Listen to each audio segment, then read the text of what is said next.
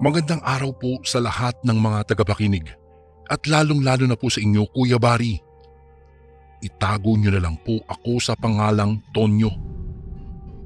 Ang kwentong ibabahagi ko po sa inyo ngayon ay tungkol sa isang hindi kapani-paniwalang lihim na aking natuklasan sa aking kaibigan na itago na lang po natin sa pangalang Botsyog.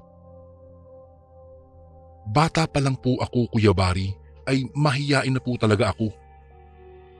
Wala halos akong naging kaibigan sa paaralan at maging sa aming barangay. Kaya naman po kahit medyo nakakahiyang aminin ay para po akong babae noon na parati lamang nakakulong sa loob ng bahay. Lalong-lalo na kapag walang pasok. Lalabas lamang po ako kapag inuutusan akong bumili sa tindahan o kaya naman po kapag mag-iigib ng tubig at maliligo. Kapag nasa paaralan naman ako na po yata ang pinakatahimik na estudyante kung maituturing. Ako po kasi yung tipo ng tao na hindi talaga magsasalita hanggat hindi mo kinakausap. Hindi po ako katulad ng iba na mahilig makisalamuha sa mga tao at palakaibigan. Kadalasan nga po ay parati lang akong mag-isa at nakatulala sa harap ng bintana. Lalo na po kapag walang guro at wala akong ibang magawa. Ganoon po umiikot ang pagiging buhay estudyante ko mula kinder hanggang tumungtong po ako ng sekundarya. Boring po kung isipin. Pero nasanay na po ako sa ganoong sitwasyon at doon din po ako mas komportable. Ngunit kahit po mahiyain ako ay hindi ako yung tipo ng estudyanteng pabaya sa pag-aaral. Sa katunayan nga po ay hindi ako kailanman naging pabaya sa pag-aaral ko dahil alam kong iyon lang ang susi upang makatulong ako sa aking pamilya at mabayaran ang lahat ng paghihirap na ginawa ng aking mga magulang para lang ako ay mapag-aral. Kahit papaano ay matagumpay ko naman pong natapos at nalampasan ang sekundarya. Nang tumungtong ako ng kolehiyo ay akala ko ganoon pa rin ang magiging takbo ng buhay estudyante ko. Yung bang wala pa rin akong magiging kaibigan at palagi pa rin akong mag-isa. Ngunit hindi na po pala, Kuya Bari. Dito kasi ay meron akong nakilala na hindi ko akalaing magiging kaibigan ko pala. Itago na po natin siya sa pangalang Botsyog. Simula nga po nang maging magkaibigan kaming dalawa ay malaki ang ipinagbago ko. Hindi na ako palaging nag-iisa at nakatulala sa kung saan kapag walang magawa dahil hindi kami mauubusan ng plano na gagawin. Kaya naman po hindi na maituturing na boring ang pagiging buhay estudyante ko dahil kay Botsyog. Sa tuwing wala kaming pasok ay kung saan-saan kaming galaan pumupunta para maglibang. Natuto rin ako ng mga bagay na akala ko noon ay hindi ko kayang gawin. Nagkaroon ako ng lakas ng loob na makipagkaibigan at makisalamuha sa iba't ibang tao. Maging ang pag-inom ng alak at paraan kung paano pumorma sa isang babae ay itinuro rin niya sa akin, Kuya Bari. Nakakatuwang isipin na nagawa ko pala ang lahat ng mga bagay na iyon dahil kay Botsyog. Ngunit hindi ibig sabihin nun na naging masamang impluwensya o kaibigan siya sa akin. Dahil kahit ganoon ang pinaggagawa namin noon ay hindi pa rin naman namin pinapabayaan ang aming pag-aaral. Kumbaga ay ginawa lang namin ang mga bagay na iyon bilang libangan at pang-alis sakit ng ulo sa dami ba naman ng problema na kinakaharap sa pagiging estudyante sa kolehiyo. Nang dumating ang bakasyon ay inimbitahan ako ng kaibigan kong si Botsyog na sumama sa kanya pauwi sa probinsya ng kanyang lolo at lola. At dahil wala rin naman po akong plano kung ano ang gagawin ko para masulit ang aming bakasyon noong mga panahong iyon, ay nagpaalam ako sa aking mga magulang kung pwede ba akong sumama kay Botsyog sa kanilang pag-uwi sa kanilang probinsya sa Masbate. Pinayagan naman po ako ng aking mga magulang kaya natuloy ang pagpunta namin doon. Kaming dalawa lamang po ni Botsyog ang magkasamang bumiyahe papuntang Masbate, Kuya Bari. Hindi na rin po kasi sumama pa ang kanyang mga magulang dahil abala raw sila sa kanilang mga trabaho. Ilang oras din po ang itinagal ng aming biyahe bago kami tuluyang nakarating sa nasabing probinsya. Medyo nalalayo sa ibang mga kabahayan ang bahay ng lolo at lola ni Botsyog dahil halos kagubatan na po kasi ang paligid nito. Hindi rin ganoon kalaki ang kanilang bahay at masasabi kong luma na ito dahil na rin sa mga iilang sapot na nakakabit sa mga dingding nito. Maayos po kaming pinatuloy ng dalawang matanda sa loob ng kanilang tahanan. Ipinaghanda rin po nila kami ng makakain at agad na inayos ang kwarto na aming tutuluyan. Mababait po ang lolo't lola ni Botsyog. Nakipagkwentuhan pa nga po sila sa amin habang kumakain at hindi ko maiwasang mapangiti at matawa dahil kahit matatanda na sila ay may pagkakwela pa rin ang dalawa. Naalala ko tuloy sa kanila ang lolo at lola ko. Sayang nga lang dahil hindi na namin nagawa ang ganoong bonding noong nabubuhay pa sila dahil hindi naman kami naging malapit sa isa't isa. Dumating ang gabi kaya naghanda na po kami sa pagtulog.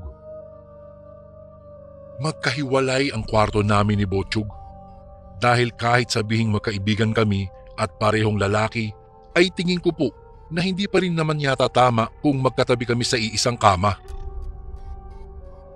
Dahil sa preskong hangin na pumapasok sa loob ng kwarto ay hindi po ako nahirapang makatulog.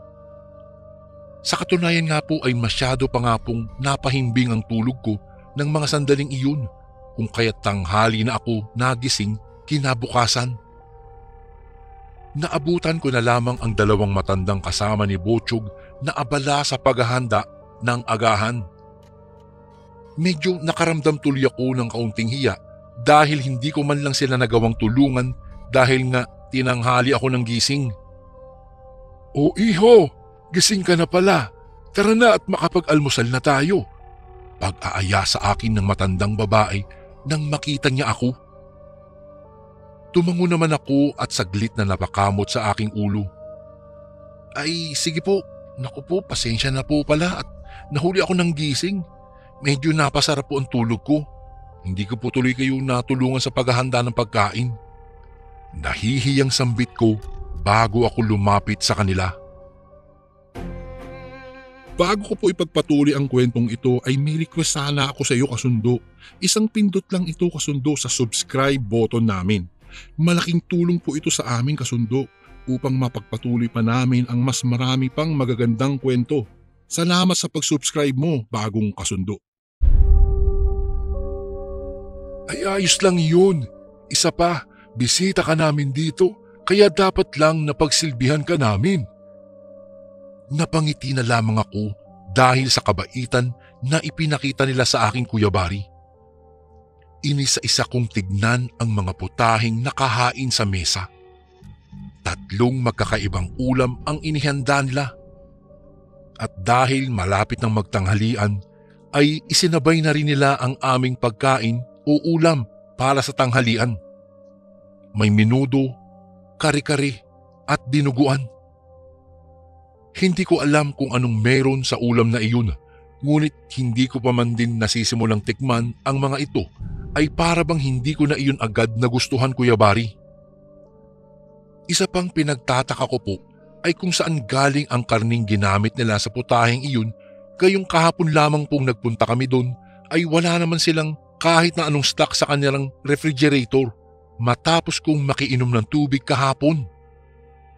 Malayo rin po sa bahay nila ang palengke at wala rin naman silang mga alagang hayop. Kung kaya't hindi ko lubos maisip kung papaano sila nakapagluto ng mga putaheng iyon. Nang mapansin nilang hindi ko pa nagagalaw ang pagkain ko, ay doon ko pa lamang po naisip na nakakahiya naman kung hindi ko kakainin ang mga inihanda nila. Kung kaya Kahit medyo nag-aalinlangan ay pinilit ko pa rin pong kumain kahit pa kaunti lamang. Matapos naming kumain ay agad akong nagpaalam sa kanila at dumiretso na kaagad ako sa kwarto dahil bigla akong nakaramdam ng parang pananakit ng tiyan. Ininda ko ang pananakit ng tiyan ko maghapon hanggang sa umabot ng gabi. Nahihirapan akong makatulog dahil hindi pa rin po mawala ang sakit ng tiyan na nararamdaman ko. Kaya naman napagpasyan kong lumabas muna upang makalanghap ng sariwang hangin. Kahit papaano ay nakaramdam naman ako ng kaunting kaginhawaan ng mga sandaling iyon, Kuya Bari. Mga ilang minuto po ang lumipas. Napagpasyan ko nang bumalik sana sa loob upang matulog na. Subalit bigla akong nakarinig ng sunod-sunod na ungol ng hayop na sa tingin ko po ay mga aso. Dahilan para magtaka ako.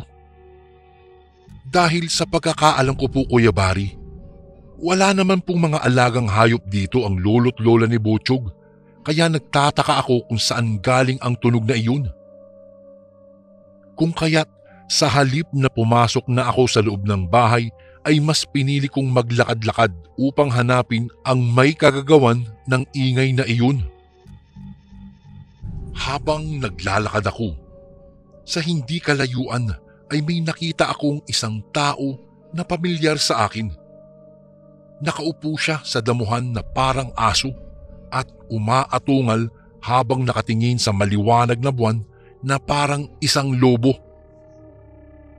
Maya-maya pa ay yumuko siya kasabay ng pag-uunat ng kanyang katawan na para bang may iniindang kung anumang karamdaman. Matapos nun ay bigla na lamang nagbago ang kanyang anyo mula sa pagiging tao hanggang sa maging isa siyang lobo.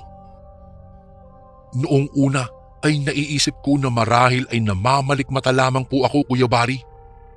Kaya naman paulit-ulit ko pang kinusot-kusot ang aking mga mata upang siguruhin na hindi totoo ang aking nakikita.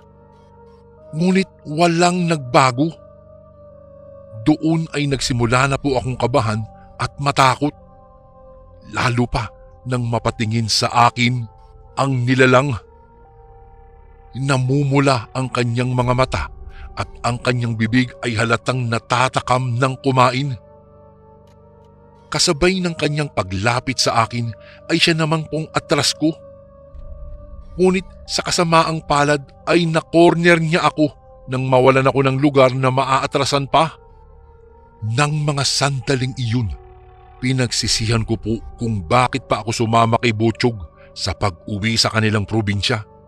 Dahil iniisip ko noon na doon pala ako mamamatay. Buong akala ko ay kakainin na ako ng lobong iyon, ngunit hindi po iyon nangyari. Sa halip ay hindi niya ako ginalaw ng mga oras na iyon. Muli pa siyang bumalik sa anyo ng pagiging tao at pinakiusapan akong umalis na sa lalong madaling panahon ng gabing iyon. Hindi ko po alam kung bakit niya iyon ginawa. Hindi na rin kasi ako nagkaroon pa ng pagkakataon na kausapin siya ng gabing iyon dahil mas pinili kong umalis kaagad dahil sa matinding takot ko. Gusto kong isipin na panaginip lang ang lahat ng nakikita ko nung gabing iyon, Kuya Bari. Ayokong isipin na ang kaibigan kong si Butchog ay isa palang aswang. Pero wala na po akong magagawa dahil iyon ang buong katotohanan na kailangan kong tanggapin. Hindi ko akalain na mayroon pala siyang lihim na itinatago sa akin at sa hindi inaasahang pagkakataon ay natuklasan ko iyon ng hindi sinasadya. Tumakbo ako papasok sa loob ng kwarto. Hindi ko po alam talaga ang aking gagawin. Magsusumbong ba ako o hindi? Paano na lang kung lahat pala ng nakatira doon ay mga aswang? Naglock ako ng pinto. Hindi ako nakatulog hanggang sa mag-umaga. Puyat na puyat ako at pagod na pagod. Kinabukasan, Paglabas ko po ng kwarto ay dinatnan ko sa hapagkainan ang lolo at lola ni Botsyog. Tinawag nila ako at pinaupo sa kanilang tabi.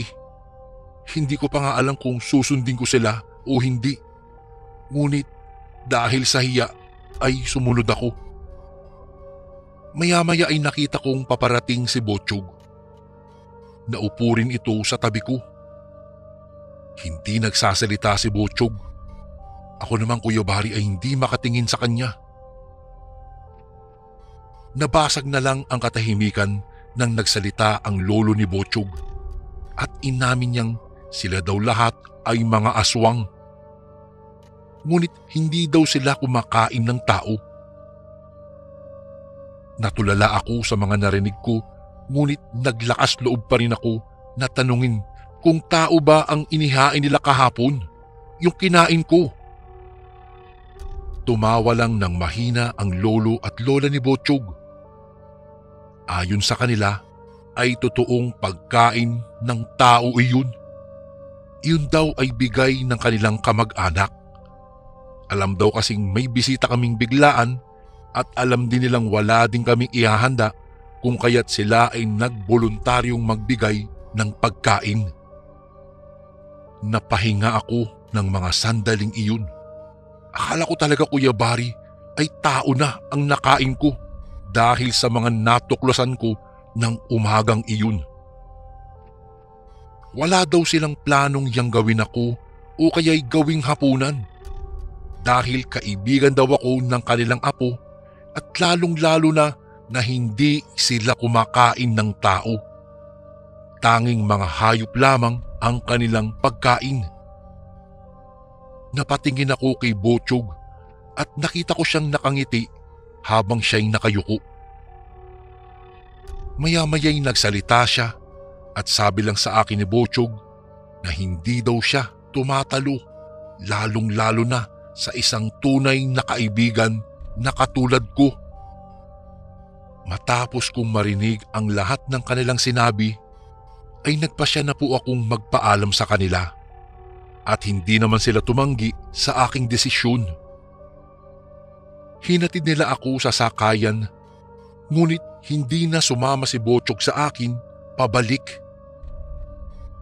Yung huling tingin niya ay parang iyon na ang huli naming pagkikita. At hindi nga ako nagkamali, Kuya Bari. Sa ngayon ay hindi na po kami muling nagkita matapos po ang pangyayaring iyon. Ngunit isa lang po ang masasabi ko. Hindi ko pinagsisihan na naging kaibigan ko siya sa kabila ng pagiging aswang niya. Kahit ganun pa man siya, ay lumabas ang kanyang tunay na pagkatao at masasabi kong kahit papaano ay pinahalagahan niya ang aming pagkakaibigan. Isa siyang tunay na kaibigan para sa akin, Kuya Bari, sa kabila ng kanyang pagiging isang aswang. Dito ko na po tutuldukan ang naging kwento naming magkaibigan, Kuya Bari. Nagpapasalamat po ako sa inyo sa pagkakataon na inyong ibinigay upang maibahagi ko sa inyong mga tagapakinig ang kwentong ito. Muli, maraming salamat po. Lubos na gumagalang, Tonyo.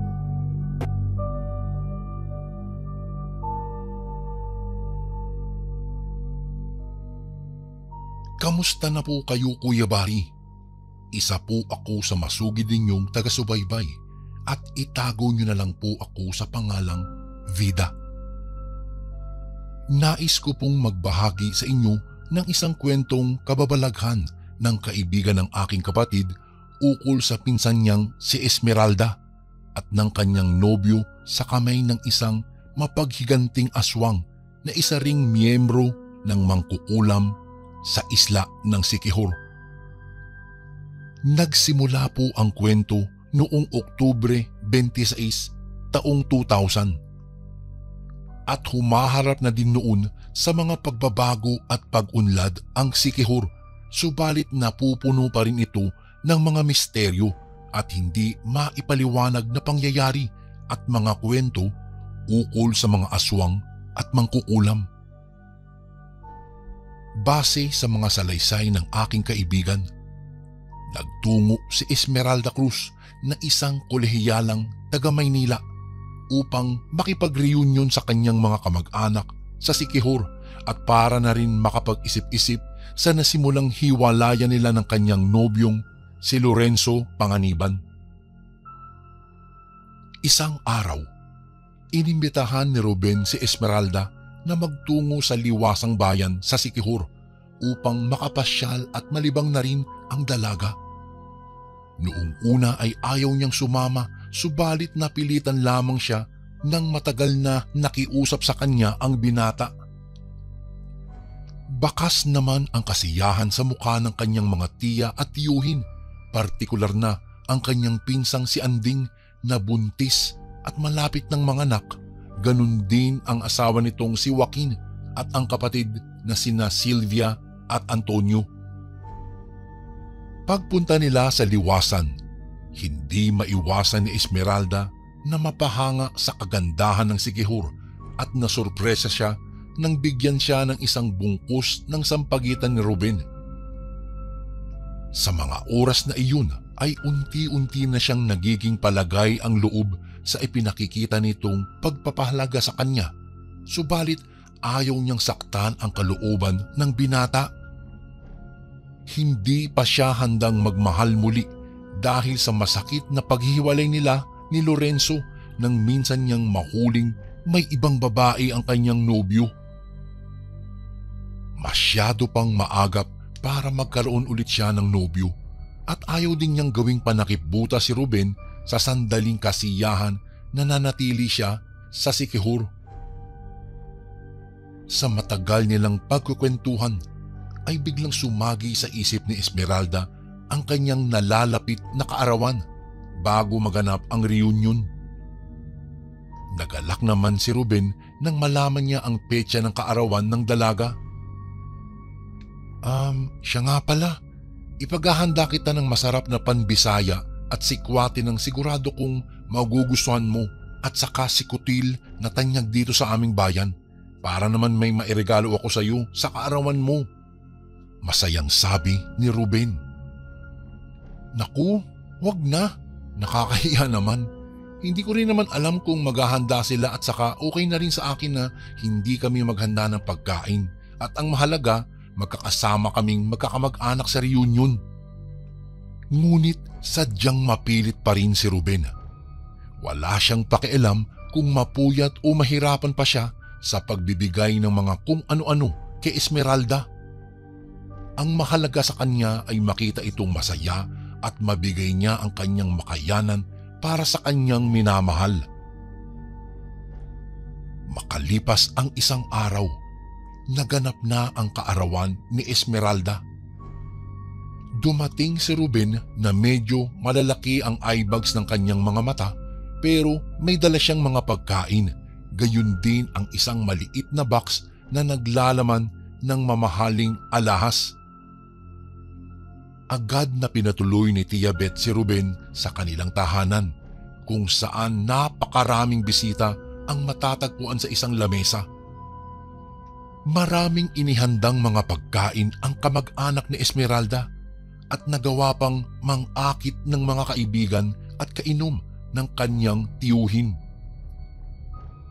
Umupo sa may hapagkainan si Ruben katabi si Esmeralda at inilabas niya sa isang malaking supot ang dala niyang mga pagkain at inihain niya ito sa lamesa. Nanlaki naman ang mga mata ni Tia Beth at Anding at paulit-ulit silang nagpapasalamat kay Ruben. Lalo pa nilang ipinagdidiinang sagutin na ni Esmeralda sa panliligaw ang binata dahil kita naman nila kung gaano kaseryoso at kapursigi itong masungkit ang puso ng dalaga. Akala ni Esmeralda ay lulubayan na siya ng kanyang mga kamag-anak, ngunit hindi pala. Inilabas ni Ruben ang isang mamahaling pilak na kwintas at inilagay sa liig ni Esmeralda. Lalong lumakas ang kantsawan ng kanyang mga kamag-anak sa sobrang galak. Napukaw na rin ang atensyon ng mga kaibigang kainom ni Tio Nanding kung kaya't nakisali na rin sila sa nakakatuwang pangangantyaw kay Esmeralda. "Uy Esmeralda, sagutin mo na naman si Ruben. Nakita mo naman kung gaano kanya kamahal. Nagpupuyat pa siya para lang makagawa ng panbisaya at nagawa pa niyang mag-ipon ng kanyang allowance para lang makabili ng mahal na kwintas na pangreregalo sa iyo," wika ni Tia Beth. Nagulat at nakaramdam ng kaunting pagkainis si Esmeralda. Hindi na tama ang ginagawa ni Ruben. Masyado na niyang inaabuso ang kanyang sarili at ngayon ay gumasos pa ito ng malaking halaga ng naipong pera para lang marigaluhan siya ng kwintas. Gusto na niyang prangkahin at diretsuhin para tigilan na ang panliligaw nito sa kanya, ngunit naharang siya ng kanyang Tio Nanding na may hawak na isang baso na may lamang alak. "Halika Ruben, uminom ka muna ng tuba upang magkaroon ka ng lakas ng loob na masabi mo naman ang tunay mong nararamdaman sa aking pamangkin." Dahihiyang tinanggap ni Ruben ang baso at mabilis namang tinungga ang laman. Nang humagod na ito sa kanyang lalamunan ay ilang saglit siyang napangiwi sa epekto ng lasa ng tuba. Kumuha pa ng tuba si Tio Nanding at ibinigay ang baso kay Esmeralda naman. "O iha, ikaw naman. Ikaw naman ang uminom at huwag kang paarte-arte ha." Sa takot na baka mapagalitan siya ng kanyang tiyuhin ay agad niyang kinuha ang baso at walang ano-ano tinungga ang laman nito. Napaubo siya ng makailang beses bago nahimasmasan. Hindi rin siya kasi sanay na uminom ng mga matatapang na alak sa probinsya, kaya ganoon na lang ang reaksyon niya pagkatapos na makatikim ng tuba. Paulit-ulit na pinatatagay ni Tio Nanding si Ruben hanggang sa makatungga na ito ng 5 baso ng tuba at tuluyan ng malasing. Mamula-mula na ang kanyang mga pisngi at paika-ika na siyang naglalakad at halos mapabol na siya sa mga upuan. Nagulat ako nang biglang lumapit sa akin at hinawakan ang aking mga kamay. Pagkatapos ay saka siya nagsalita ng pautal-utal, dulot ng matinding kalasingan. Bago ko po ipagpatuloy ang kwentong ito ay may request sana ako sa iyo kasundo. Isang pindot lang ito kasundo sa subscribe button namin. Malaking tulong po ito sa amin kasundo upang mapagpatuloy pa namin ang mas marami pang magagandang kwento. Salamat sa pag-subscribe mo, bagong kasundo.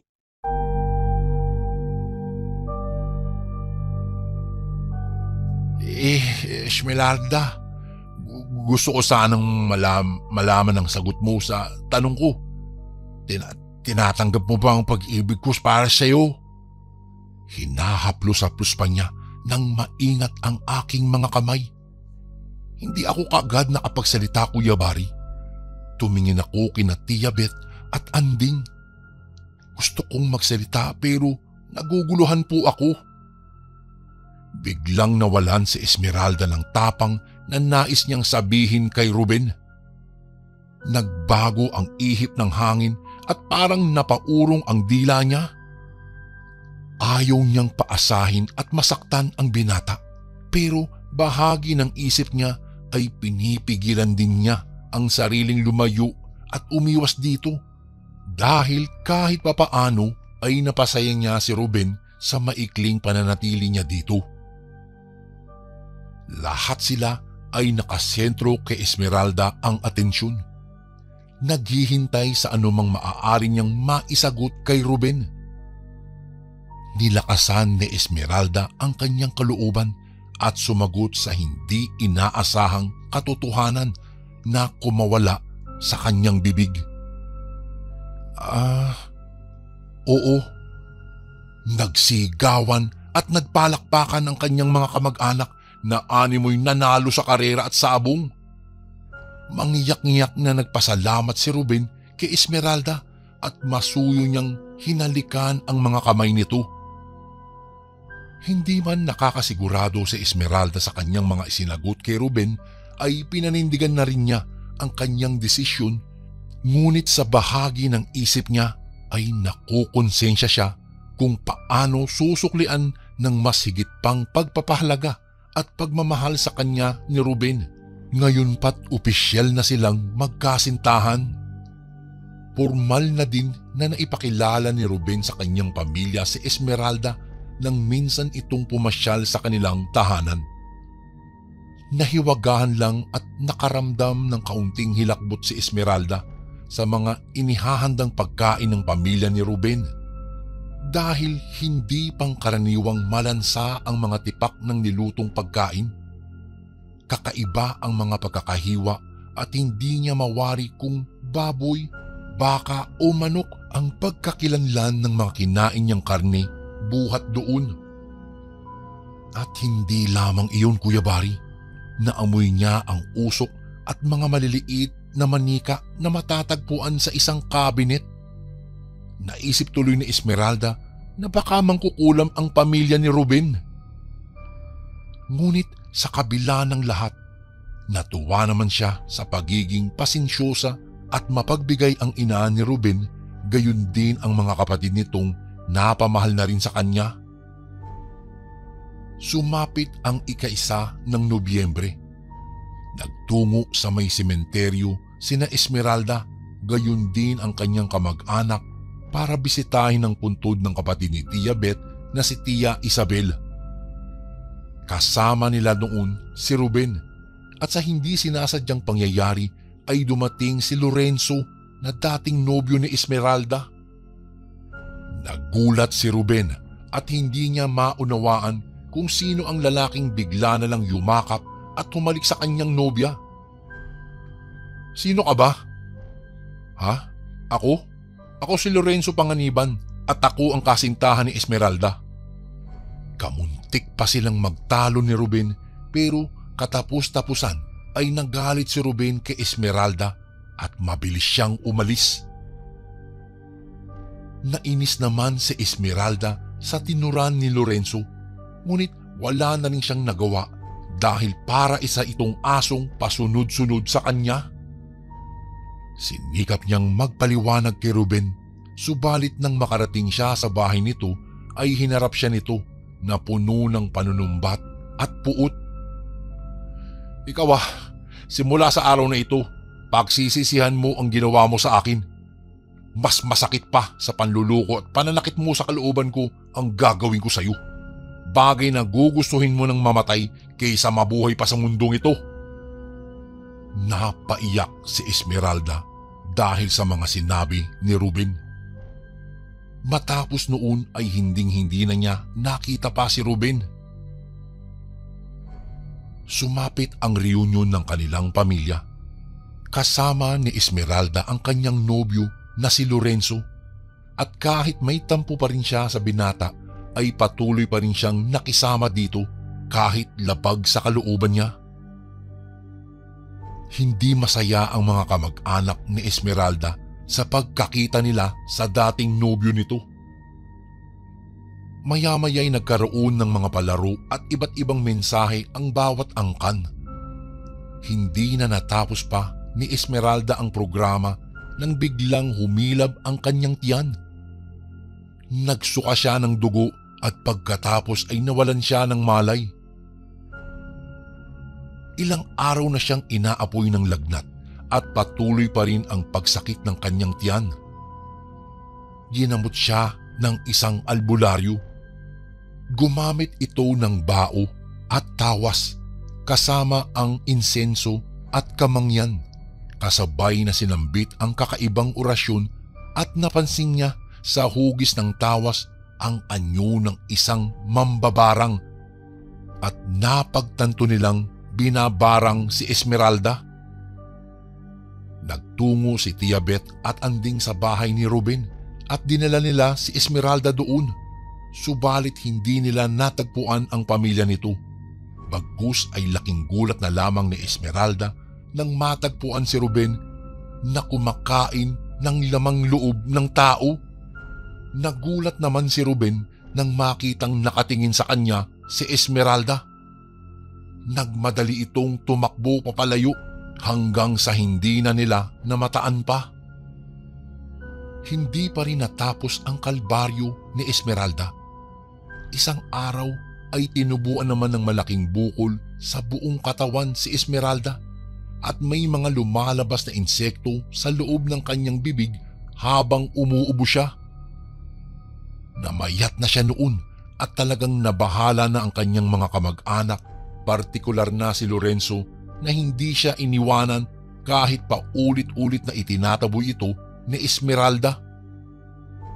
Kumausap ang kamag-anak ng dalaga ng panibagong albularyo at sa pagkakataong iyon ay napailing ito pagkakita niya sa dalaga na halos naghihingalo na sa kanyang pagkakaratay. Wala na tayong maaring gawing paraan para sa kanya. Napakalakas ng kapangyarihan ng mambabarang na aswang na ito at hindi ko kayang kontrahin ang ginagamit niyang mahika. Sunod-sunod ang ginawa niyang pagpaparusa at sa huli niyang pambabarang ay ihanda niyo ang inyong mga sarili dahil siguradong ikamamatay na niya ang kasunod na pambabarang. At hindi nga nagkamali ang albularyo. Nagpadala ng telegrama sa Maynila ang kamag-anak ni Esmeralda upang ipabatid sa magulang ang kalagayan ng dalaga. Pagbalik ni Tia Beth sa kwarto ay napasigaw siya ng sobrang sindak nang matagpuan na naliligo sa dugo si Esmeralda na nakapikit ang matang nakahiga sa kama. Nagsipagputukan na ang mga namimintong nitong mga bukol sa kanyang buong katawan. Kahindik-hindik na kamatayan ang inabot ni Esmeralda sa kamay ng binatang nasaktan sa kanyang pagmamahal. Nakakalungkot, Kuya Bari, na sa mga ganoong pagkakataon ay hindi nabigyan ng pagkakataon si Esmeralda na makahingi ng tawad kay Ruben at hindi rin niya nakamtan ang pagpapatawad ng binata. Parehas silang naging biktima ng masamang mga pangyayari dahil sa hindi pagkakaunawaan at hindi pagsasabi ng buong katotohanan. Sa kabila ng kwento ay napagtanto ko na mahirap umasa at magpaasa sa ibang tao, lalo na kung halos isakripisyo na niya ang buong kaligayahan at buhay para lang sa taong inaasam-asam na mahalin siya. Hanggang dito na lang po ang aking kwento, Kuya Bari, at maraming salamat po kung sakaling mabasa niyo po ito sa inyong channel. Lubos na gumagalang, Vida.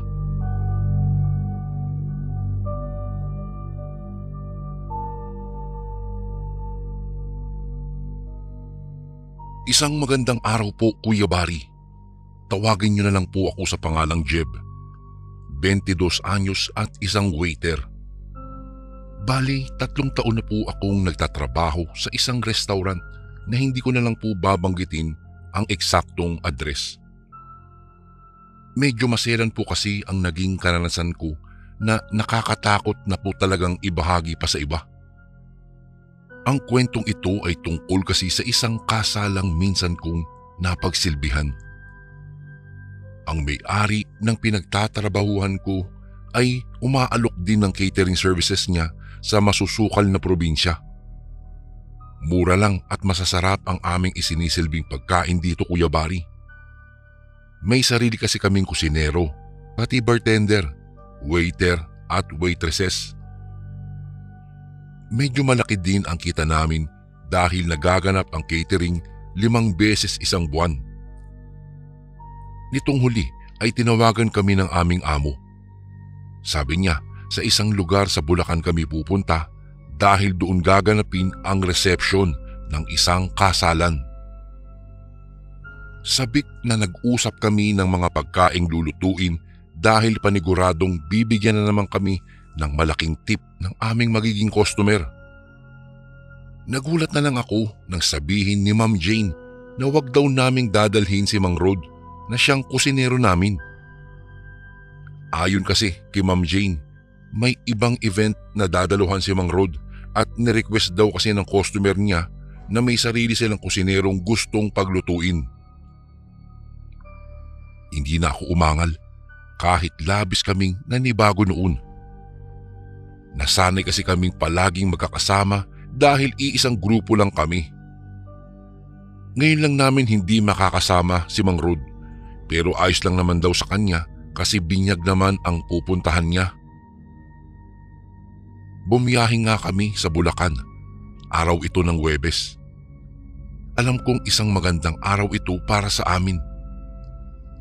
Kinabukasan pa naman ang kasal pero kailangan daw kasi naming ayusin ang Halloween theme ng kasalan. Hindi ko tuloy alam kung may sayad ba ang ikakasal at talagang ganito pa ang temang napili nila. Nakakasuka, ibang klase. At ang mas nakakagimbal pa, pati mga bisita nila ay nakapang Halloween costume din kaya ayaw ko na yatang tumuloy. Kinausap ako ng kasamahan namin na si Celine.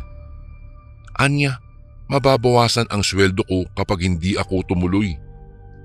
Siya lang din naman daw ang bahala sa akin kaya ayos lang. Pilit ang ngiting iginawad ko sa kanya. Sa lahat ng mga kasama ko, siya ang pinakaiiwasan ko. Dati ko pang ayaw kay Celine. Bilang isang lalaki, kinaiinisan ko ang mga babaeng masyadong nagbibigay ng motibo sa mga lalaki para pagbigyan sila sa anumang kahibangan nila. Mas gusto ko po yung babaeng tahimik lang at mahinhin. Hindi kagaya niya na masyadong papansin at kulang na lang na parang bibingkang inialok ang kanyang sarili para tanggapin ko.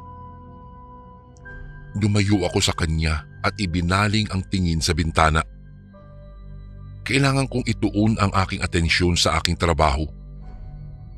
Hindi pwedeng basta na lang kami maglalandian dahil doon ako natatakot na talagang mababawasan ang aming mga sweldo. Bandang 6:00 ng gabi nang makarating kami sa nasabing baryo. Madali lang namang matuntun ang bahay ng aming customer dahil kilalang tao pala ito sa kanilang lugar. May malaking bahay sila kung saan abala ang mga magkakamag-anak at mga bisita sa pagtutulungan. Nakatay na pala ang mga baboy na kailangan lutuin. Bali, ipiniliwanag na sa amin na ang binayaran ng mga customer namin ay ang pagsisilbi lang namin at ang pagsasaayos ng mga dala naming mesa, upuan at mga display para sa kasalang may temang pang-Halloween. Mabilis na kumilos sina Carla, Roxanne at 3 pa naming lalaking kasamang trabahante pati na si Celine para maagang matapos ang aming trabaho. Nilapitan namin si Madam Carmen, ang ginang na kumontrata sa amin para sa kasal na magaganap. Itinuro niya ang eksaktong lugar kung saan ba namin gagawin ang aming trabaho. Kaagad namin itong sinimulan. Hindi ko maiwasang magtaka kung bakit parang kakaiba ang kasalang ito. Nabanggit kasi ni Ma'am Carmen na kanyang anak pala ang ikakasal. Nang tanungin ko siya kung saang simbahan manggagaling ang pari na magkakasal, ay sinabi niyang siya lang ang magkakasal sa kanyang anak. Napanganga ako. Ang kasal ay isang sagradong seremonyas ng pagsasama ng isang mag-asawa.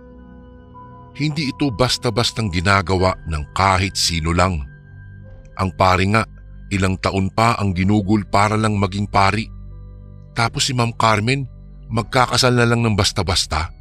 Aba, kakaiba yun ah. Dahil hindi po ako mapakali Kuya Bari, nagtanong-tanong ako sa mga taga roon ng mga bagay na tungkol sa ginang. Ayon sa kanila, mayaman ito at walang trabaho. Hindi ito pari o alkalde dahil simpleng mamamayan lang daw ito sa kanilang lugar. Nagkataon lang na hindi raw maramot si Ma'am Carmen kapag may handaan sa kanilang tahanan. Pinapakain niya raw kasi ang lahat at hinahayaang mabusog para maging masaya silang lahat. Gusto ko sanang purihin si Ma'am Carmen, kaso lang naagaw ang aking atensyon nang makita kong mabagal na naglalakad mula sa labas ng tarangkahan ang tinuturo niyang kusinero para sa kasalan. May dala-dala itong sako na puno sa laman. Napakunot ang aking noo at pinagmasdan ang lalaking paparating. Kanina ay ipinakilala ito sa amin ni Ma'am Carmen. Tawagin na lang natin siyang si Mang Kaloy. Sa tansya ko po, Kuya Bari, nasa edad 50 na si Mang Kaloy. Matipuno pa din ang katawan nito. Tahimik at mukhang hindi mahilig makihalubilo sa kapwa. Madalas kasi itong nag-iisa at umiiwas sa biruan o kumpulan.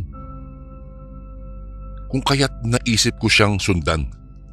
Napagtanto kong sa isang animo lutuan siya papunta. Sigurado ako magluluto na siya. Maraming putahe ang kailangan niyang lutuin kaya alam kong magiging nakakapagod ang araw niya. Wala namang masama kung magpakita ako sa kanya at makipag-usap. Pero noong mga panahong iyon, para bang may boses na bumubulong sa akin na huwag akong magpakita sa kanya at gawing lihim na lamang ang paninilip sa kanya.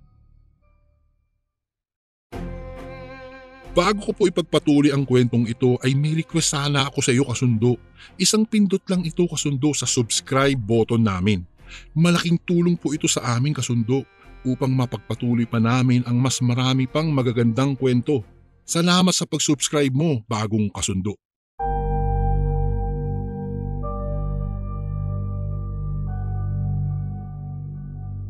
Biglang nanlaki ang aking mga mata. Kitang-kita ko ang mga putol-putol na katawan ng tao. Nanginig ako at nanlupaypay ang aking buong kalamnan. Pakiramdam ko, ako ang kinakatay sa ginagawa niya. Nakita ko kasi nang muli niyang suriin ang mga putol-putol na laman at muli itong tinadtad. Hindi ako nakatiis nang biglang kumulo ang aking tiyan. Sa sobrang pandidiri ko ay hindi ko na mapigilang magsuka. Sa sobrang sama ng aking pakiramdam, tingin ko ay babaliktad pati ang aking lalamunan. Napansin yata ni Mang Kaloy na may nagmamatsyag sa kanya dahil bigla itong natigil sa kanyang pagtatrabaho sa loob ng kusina. Dahil sa takot, dali-dali akong tumakbo papalayo, umaasang hindi ako mahuli ni Mang Kaloy. Mukhang nagkamali si Ma'am Jane sa pakikipagkontrata kina Ma'am Carmen dahil hindi naman tao ang mga ikakasal dahil sila ay mga aswang. Nagkunwari akong nahihilo nang makarating sa van kung saan naroroon ang aking mga kasamahan. Walang babalang hinila ko si Celine na siyang alam kong unang maniniwala sa akin. Kakalimutan ko ang lahat ng ginagawa niyang panlalandi sa akin kapag naniwala siya sa sasabihin ko at kakausapin ng aming mga kasamahan para umuwi na. Mas mataas kasi ang posisyon nitong si Celine sa amin kaya alam kong susunod sa kanya ang aking mga katrabaho. Nagulat ata ang babae nang dalhin ko siya sa loob ng van. Napangiti ang babae at anya, kailangan ba daw sa loob namin ng van gagawin ang milagrong matagal na niyang pinapangarap? Napatingin ako sa kanya at umiling ako. Sinabi sa kanyang hindi iyon ang aking sadya kaya ko siya tinawag. Walang pagdadalawang isip na sinabi ko sa kanya ang lahat ng nakita ko. Nalaki ang mga mata ni Celine. Hindi siya makapaniwala nang malaman ang labis kong kinatakutan. Kinuha niya ang notebook na kinalalagyan ng address ng kailangan naming pagsilbihan. Tama naman ito. Kaso lang iba ang pangalan ng babaeng kumontrata sa amin kaysa sa nakalagay sa notebook. Ma'am Karen. Bakit si Ma'am Carmen ang aming nakausap kanina? Hinila ako ni Celine at tinanong kung saan ko nakita si Mang Kaloy kanina. Kailangan maging malinaw ang rason na ipapaliwanag namin sa aming amo pagbalik namin ng Maynila dahil talagang aalis kami kaagad oras na may makita siyang hindi maganda sa kusina.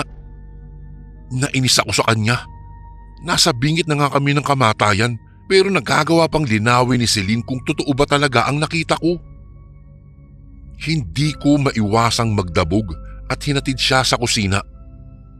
Gayon na lang ang pagtataka ko nang makitang karne naman ng baboy ang kinakatay nito. Tumingin sa akin si Celine na parang may dalawa akong ulo. Bakit ko raw sinisiraan si Mang Kaloy gayong maayos naman itong nagtatrabaho? Hinila niya ako at sinabihang baka gutom ka lang kung kaya't kung ano-ano ang nakikita ko daw. Wala akong nagawa dahil maski ako ay takang-taka din.